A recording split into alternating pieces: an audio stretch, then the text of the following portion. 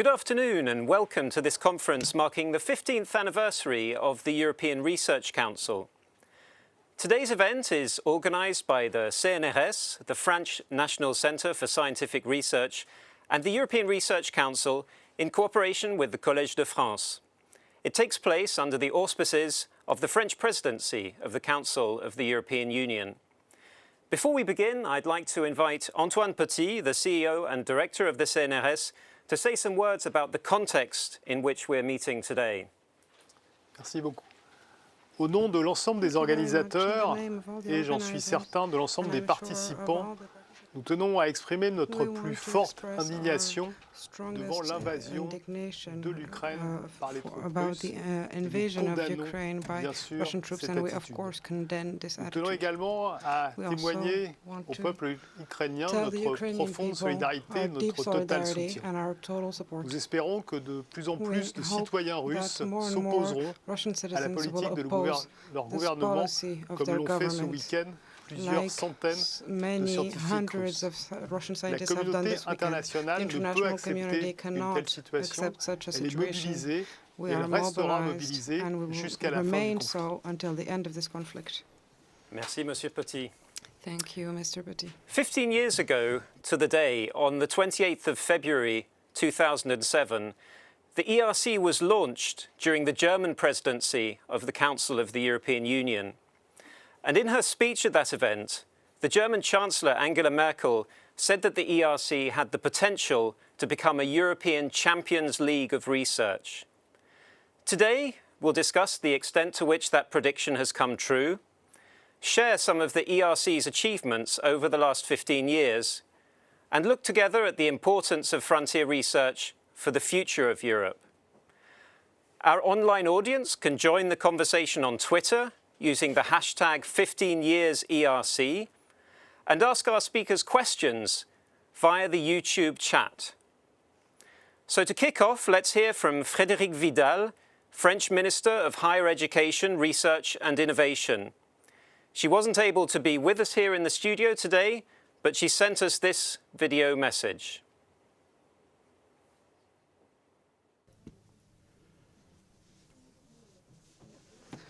There is a sound problem with the video. The interpreter apologizes.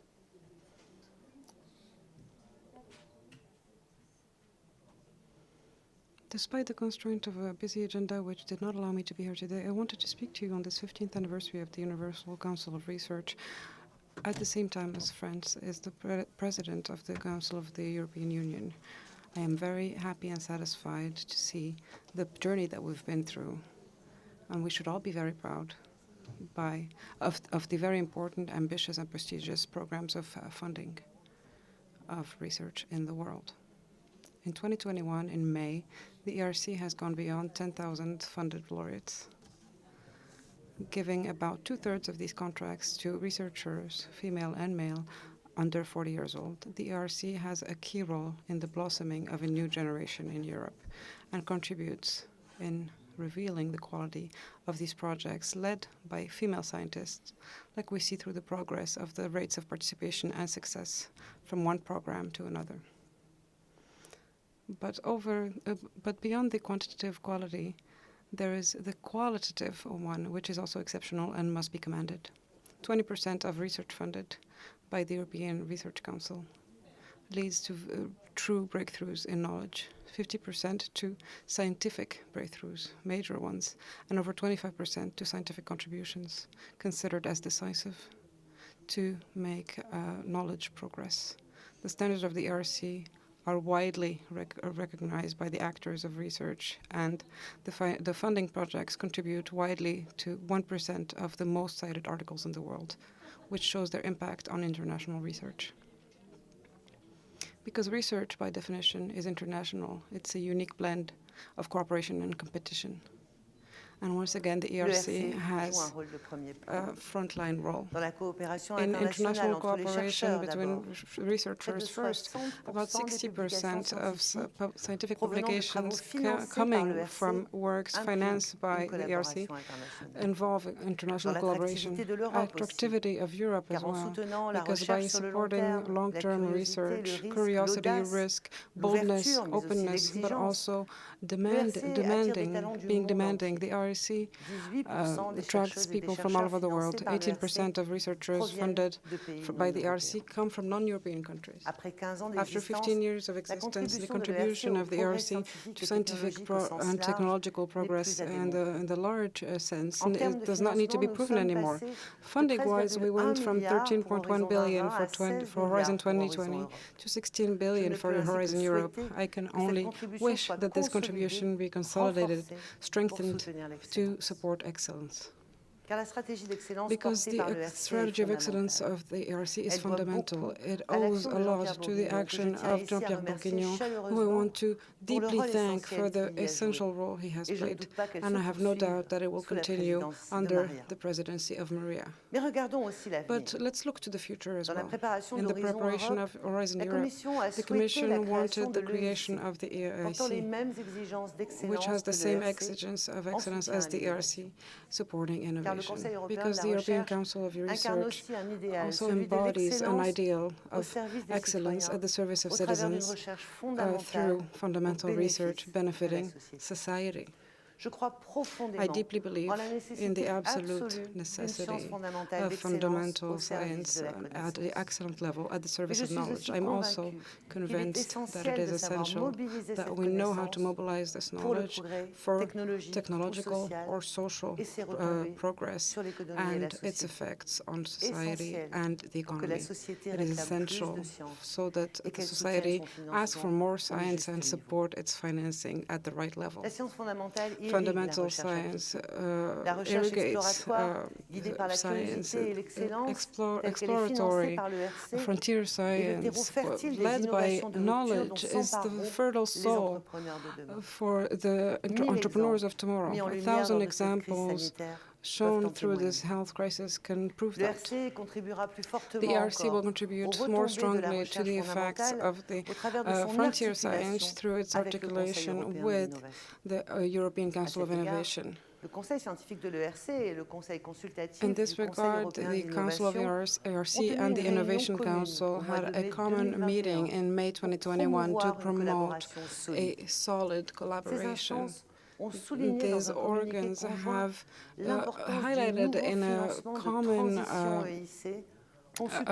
release the importance of collaboration to help the project for validation of concept of the ERC to get closer to market. The results of the first call of the Transition EIC program in January 2022, destined to transform the results to the low TRL research projects, showed the place and value of fundamental research supported by ERC, because it is 25 of the 42 projects funded by the EIC Transition Project that come from the proof of concept program of the ERC.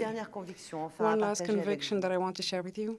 At a time where the world is confronted to ecological, digital transitions of health crisis, you have also made the choice to highlight human and social sciences. I am convinced that if we do not think of these revolutions and challenges, if we only think about technological logs without thinking about the societal impacts, we will fail in supporting our societies in these transitions. We will fail at promoting the development of new relevant technologies and to project with trust and serenity in tomorrow's world.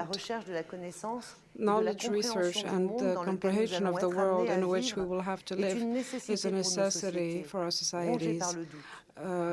Under doubt that leads to anxiety and to looking inward. It is a political project in the noble sense of the term, and thank you from the bottom of my heart for contributing.